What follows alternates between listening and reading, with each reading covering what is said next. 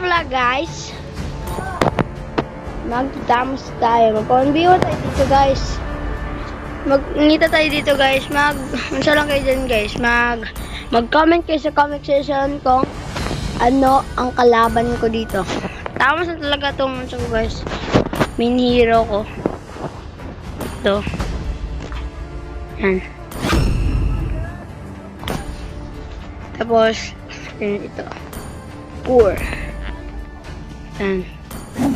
No, kalabanan ito si Zilong. Sige, pumikit ako, pipikit ako. Pipikit ako ng Mage, Marks,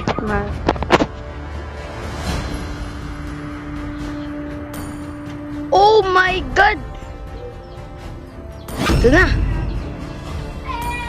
Ito na. Yan. Ito. Let's go.